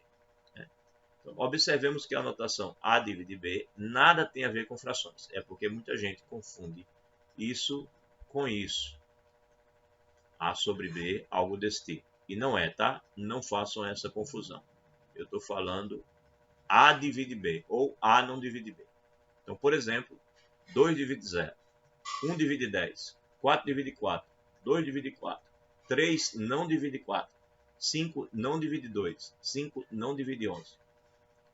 Se o A divide B, o A é diferente de zero, então o inteiro C, tal que B é igual a A vezes C, é unicamente determinado por essa condição. Ou seja, não existe mais do que um C para eu multiplicar o A que dê B. Esse C é único. Bom, é determinado para essa condição. Pois, se B foi igual a A vezes C e ao mesmo tempo foi igual a A vezes D, então, na verdade, você vai ter que o C e o D são iguais. O inteiro C é o quociente de B por A. Então, quando eu divido B por A, eu tenho o inteiro C. O inteiro C é o quociente de B por A. E é denotado assim. Aí, agora sim, eu estou escrevendo na forma de um número racional, né, de uma fração. Mas até aqui nós não falávamos sobre frações, não sob esse ponto de vista. Então, por exemplo, a fração 0 sobre 2 é 0, 10 sobre 1 é 10, 4 sobre 4 é 1, 4 sobre 2 é 2. Note que mesmo falando assim, eu estou interessado nas frações que dão como resposta inteiros. Então, minha intenção ainda é estudar só divisão inteira. Divisão do resto é 0. Se o resto não for 0, nós temos que estudar caso a caso, separadamente. E por isso precisamos da teoria que vai ser desenvolvida aqui. Então, propriedades. Sejam A e B inteiros não nulos e C um inteiro. Então, temos que o 1 divide o C, o A divide o próprio A e o A divide o 0. Ou seja, o 1 divide todo mundo. O A, todo número divide ele mesmo. E todo número divide o 0. Se o A dividir o B e o B dividir o C, então o A divide o C. Isso aqui é a transitividade, né? Se o A dividir o B e o B dividir o C, então o A divide o C. Bem, o item 1 decorre da igualdade, né? C igual a 1 vezes C é o próprio C. A igual a vezes 1 sempre. E A vezes 0 é igual a 0. E no caso 2, por hipótese, existem x e y pertencendo a z, tais que, bem, o caso 2 aqui, que é a nossa transitividade, né? Ele está fazendo uma rápida demonstração aqui. Só um instante, 2 segundinhos ali.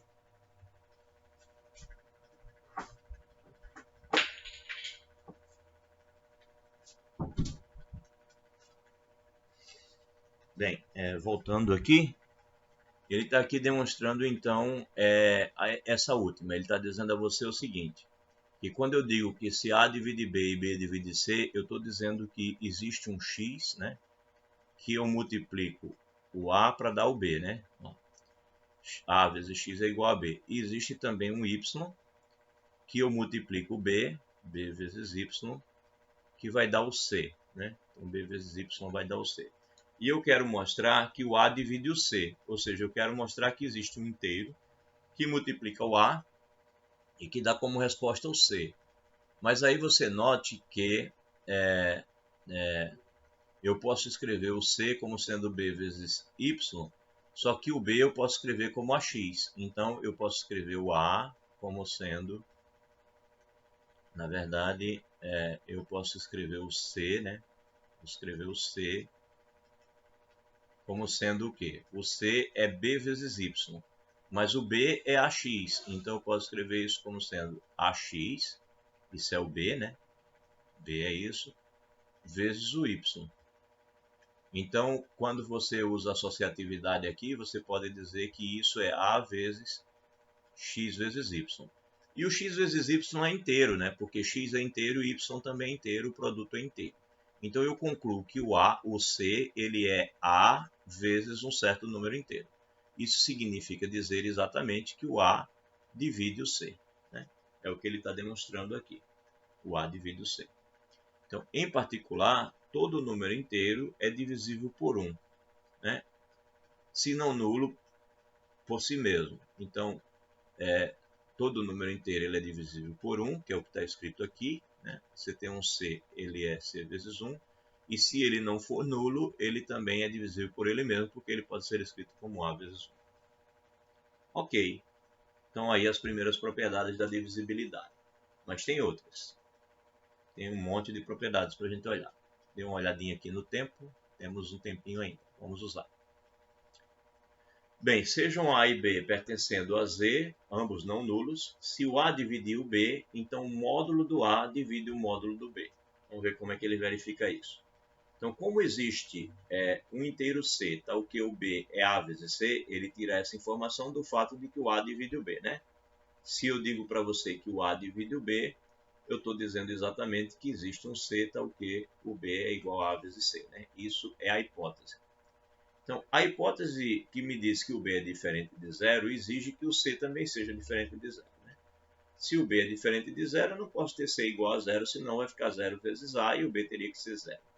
Logo, como o C é diferente de zero e ele é um inteiro, então o módulo dele é maior ou igual que o 1, né? Porque você não tem, se o C não é zero, o próprio C, ou ele é o 1, ou ele é maior do que o 1, ou ele é o menos 1, ou ele é menor do que o 1. De qualquer forma, em ambas as situações, o módulo do C vai ser maior ou igual que 1.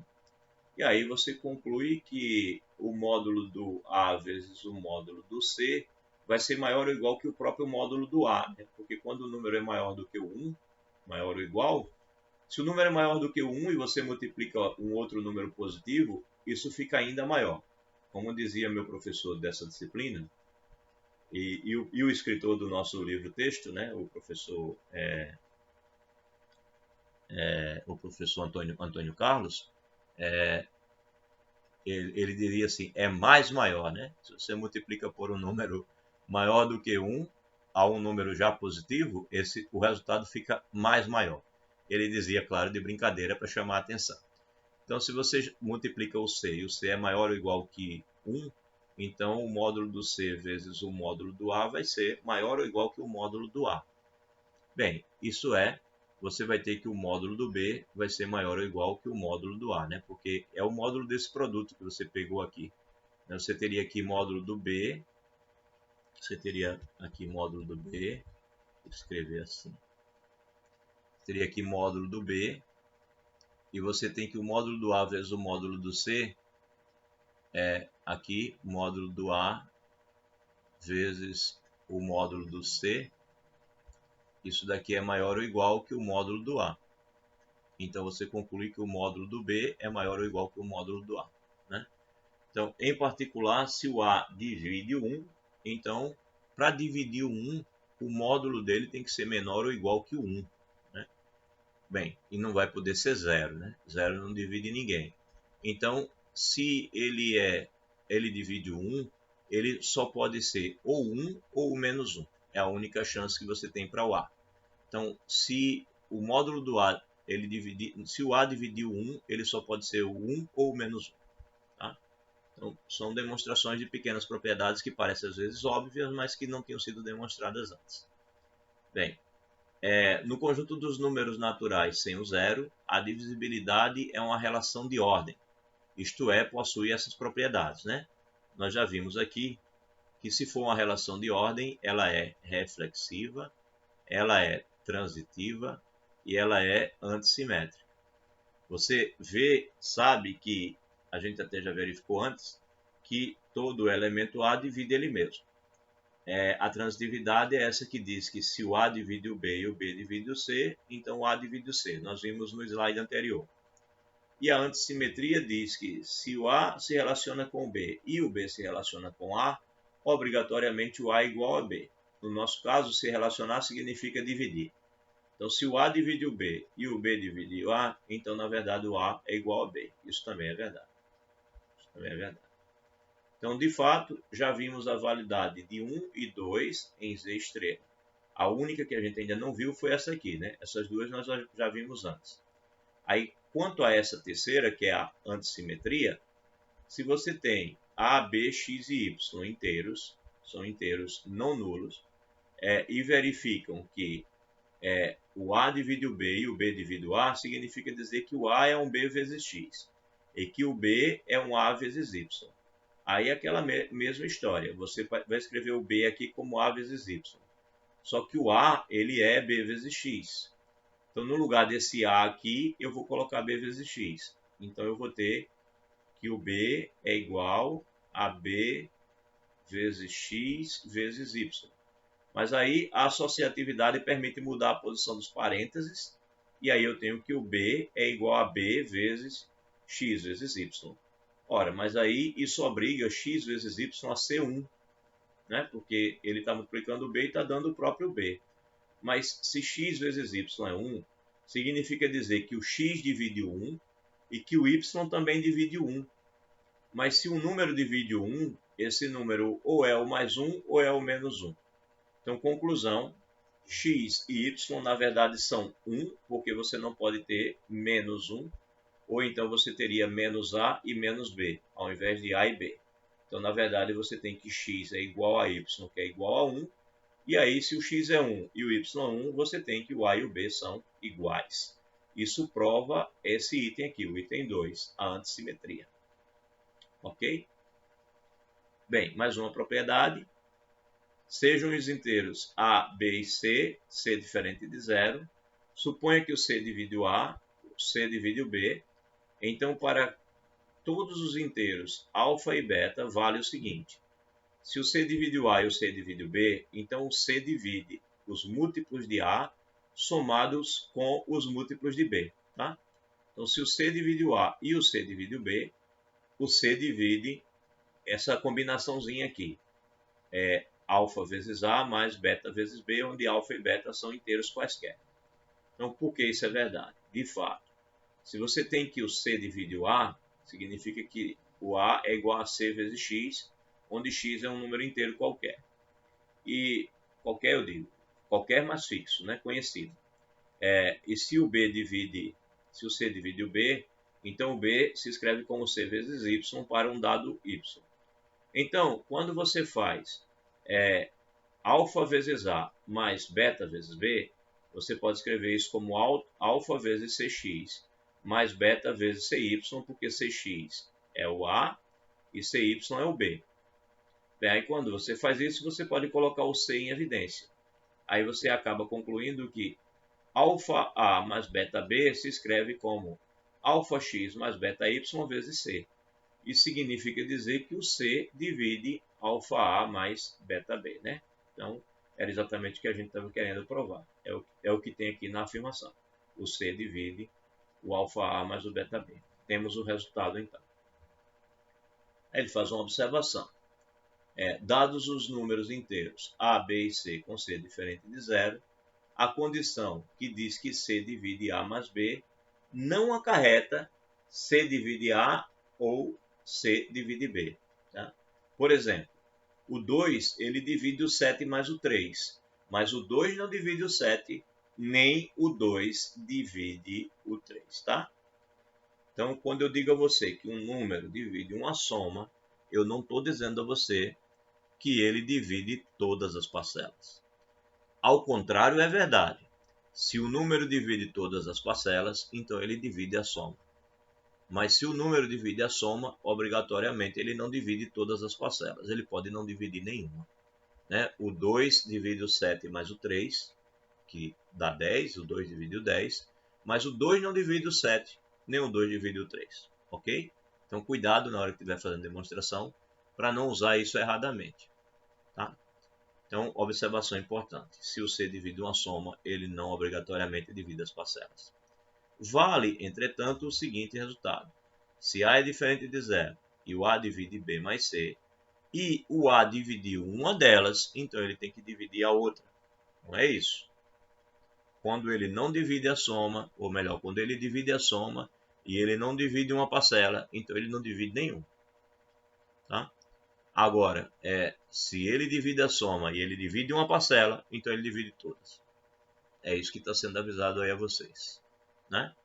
Então, vale, entretanto, que se o A é diferente de zero e o A divide a soma, e o A divide uma parcela, então ele divide a outra. Então, de fato, se B mais C, né? B mais C é divisível por A, ou seja, é x vezes A, e o B é um y vezes A, então quando você soma YA mais C, você vai ter XA. Né? Logo, XA menos YA vai ser igual a C. Isto é, você tem que o C se escreve como A vezes essa diferença, portanto, você tem que o A divide o C. Tá? Então, está provado aqui que este fato dito anteriormente é verdadeiro. E quinto, sejam A, B, C e D, o A e o C diferentes de zero. Se você tem que o A divide o B e o C divide o D, então o produto dos divisores divide o produto dos dividendos. Tá? Então temos o quê? Se o A divide o B, é porque o B é um x vezes A. Se o C divide o D, é porque o D é um C vezes Y. Ok? E aí você faz o produto, B vezes D. O que vai ser B vezes D? Vai ser XY vezes AC. Na verdade, vai ser XA vezes CY. Mas aí você usa a comutatividade e usa a associatividade. Então você muda a posição, né, do X, do Y, do A e do C e associa dessa maneira. Porque dessa maneira você vai perceber que existe um inteiro, que é o X vezes Y, que multiplica o AC e que dá como resposta o BD. Mas isso significa exatamente dizer que o AC divide o BD. Tá? Então, em particular, se o A divide o B, então AC divide BC. Ou seja, se um dos fatores dividir se um dos fatores do divisor dividir um dos fatores do dividendo, então o produto aqui dos divisores vai dividir o produto dos dividendos. Isso para todo C pertencendo a Z. O cara não está nem aí para o C. Né?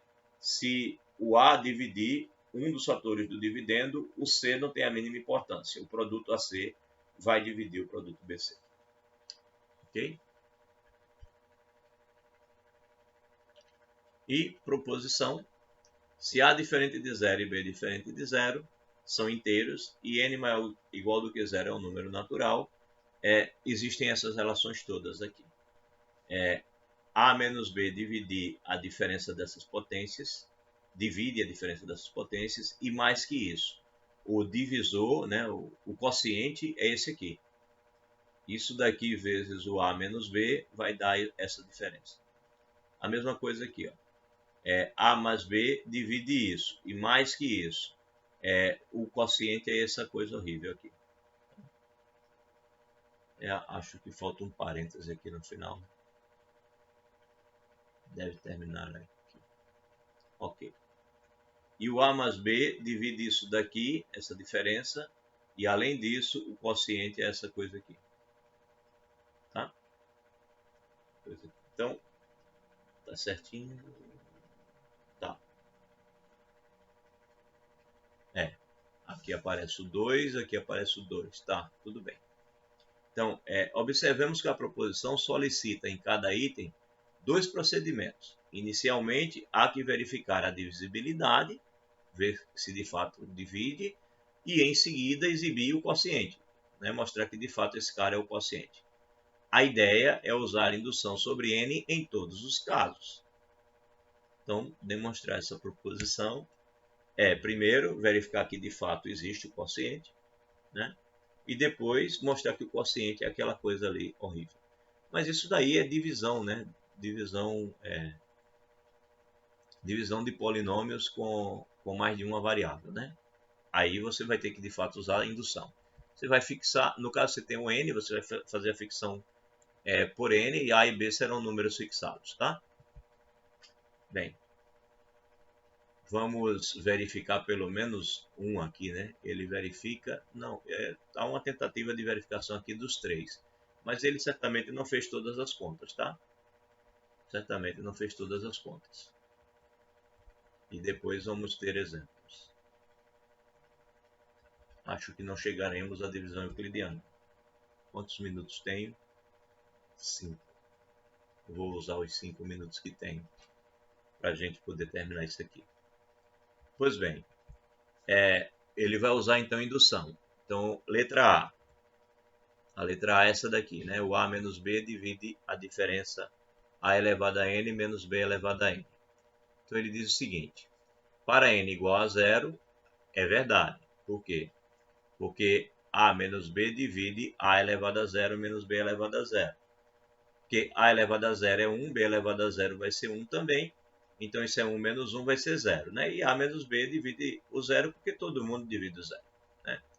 Então, é claro que A e B estamos considerando diferente de 0. Então, e o A também não é o B. Tá? Porque senão isso aqui seria 0. E o 0 não divide ninguém. Então, suponhamos agora que o A menos B divide o A elevado a N menos B elevado a N. Ou seja, ele está supondo que é verdade para N. E aí ele quer provar que vale para N mais 1. Bem, aí o que seria o A elevado a N mais 1 menos o B elevado a N, considerando que eu sei quem é A elevado a N menos B elevado a N. Né? Ele vai e faz o seguinte. A elevado a N mais 1 menos B elevado a N mais 1 vai ser, bem, A vezes A elevado a N, você tem A elevado a N mais 1. Né? E B elevado a B, A elevado a N, você tem, eu acho que aqui é B, né? Não, desculpem. Aqui, ó, A vezes A elevado a N e aqui menos B elevado a B vezes B elevado a N são justamente essa parte, né? Isso e isso, tá? Então, essas duas parcelas são isso aqui. Aí aqui ele colocou no meio esses dois termos. Veja que esses termos se anulam, né? Um é menos o outro. Mas aí quando ele faz isso, ele consegue colocar aqui o A elevado a N em evidência. Então quando ele coloca o A elevado a N em evidência, isso está multiplicando A menos B. E nas outras duas parcelas, aqui ele colocou o A elevado a N em evidência. E aqui nessas outras duas, ele colocou o B em evidência. Né? Aí o B está multiplicando o A elevado a N menos o B elevado a N. Tá? Então ele colocou o A elevado a N para essas duas primeiras e colocou o B em evidência para essas duas últimas. Bem, aí o que você acabou de perceber? Vemos que o A menos B vai dividir o A elevado a N menos 1 B, menos o B elevado a N menos 1. Isso usando a propriedade 4 do item anterior. Diz a propriedade 4 do item anterior.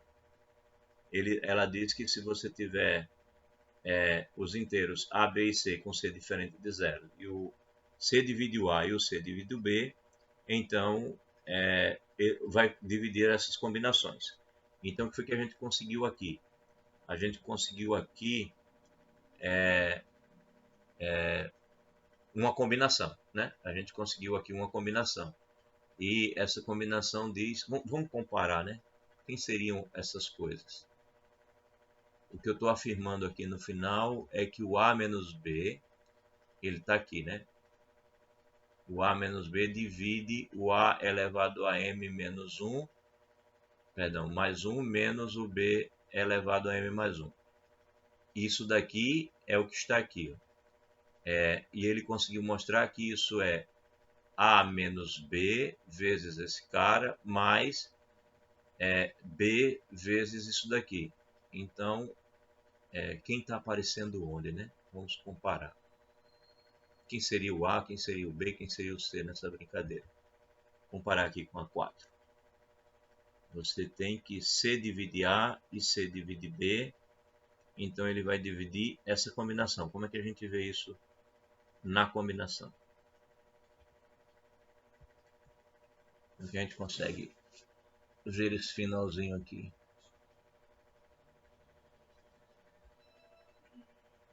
Você tem que o A menos B divide A elevado a N menos... Tá. Você tem que o A menos B, ele divide essa parcela aqui, né? O A menos B divide essa parcela. E ele divide também essa parcela aqui, porque ele está aqui presente. Então, ele divide essas duas.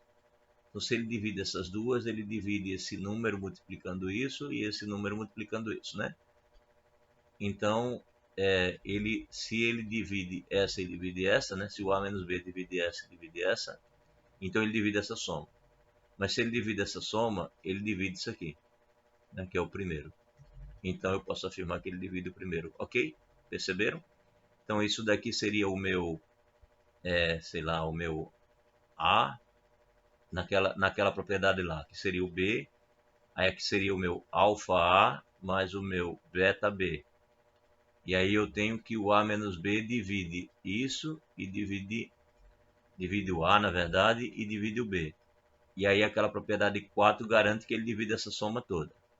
E aí se ele divide essa soma toda, ele divide essa parcela, né? A propriedade 4 garante que o A menos B vai dividir o A elevado a N mais 1 menos o B elevado a N mais 1. Ou seja, a propriedade vale para o N mais 1 quando você supõe que ela vale para o N.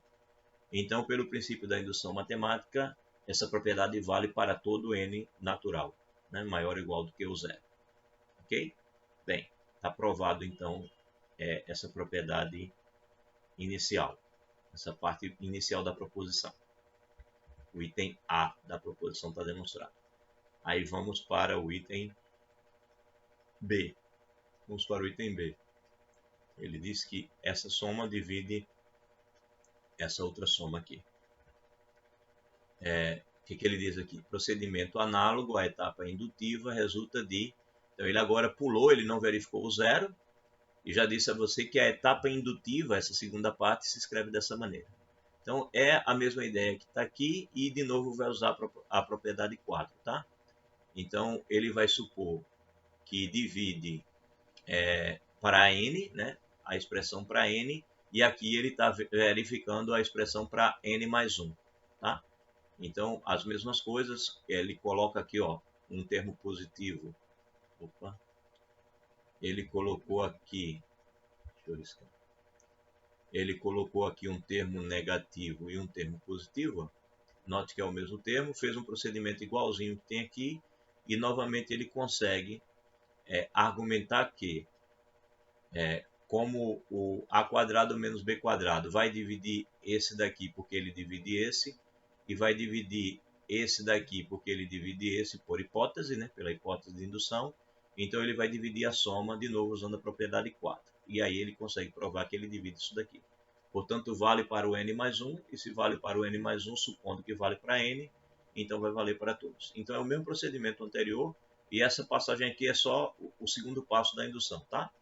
Ele não escreveu a indução toda. E por fim, no caso 3, esse cara daqui, o A mais B, dividindo essa diferença. E ele novamente, né, no caso 6, a etapa indutiva decorre disso daqui. Então, novamente, ele não faz a indução toda, ele não verificou para zero, mas ele está supondo que vale para n, e aqui novamente ele tem que, esse cara daqui, esse termo é o que ele quer que divida, né? Está aqui no item C, o A mais B tem que dividir, então ele já tem que o A mais B divide o A quadrado menos B quadrado, do item anterior, né? E aqui, por hipótese, ele divide isso, pela hipótese de indução. Então ele vai dividir a soma toda, e aí como ele vai dividir a soma toda, ele vai dividir isso daqui, que é o resultado para n mais 1. E aí, se vale para n, implica em n mais 1, o princípio da indução vai me garantir que vale para todos, tá? Então, aqui estão as induções resumidas, né? Sem verificar para zero e já indo direto para o segundo passo da indução, tá? Então, ele não quis repetir a escrita disso daqui. Mas aí você reescreve isso daqui, só que verificando para zero, supondo que vale para n e inclui isso daqui para n mais 1. Depois reescreva esse daqui, supondo que vale para zero, verificando para zero, supondo que vale para n e provando que vale para n mais 1. Tá? É um bom exercício e pode ser também um exercício interessante para uma avaliação. Bem, meu tempo acabou, né? Meu tempo acabou e aí em que ponto da teoria eu consegui chegar? Consegui chegar, aqui são os exemplos, consegui chegar até o item 3.6. Vou deixar os exemplos para vocês lerem. 3.5, 3.6 é atividade. Então, até o item 3.5 é a nossa brincadeira para a futura avaliação, tá? E aí vamos fazer como? Próxima sexta-feira é feriado, né? Aí a gente faz o quê? Deixa eu parar a gravação e a gente continua discutindo isso.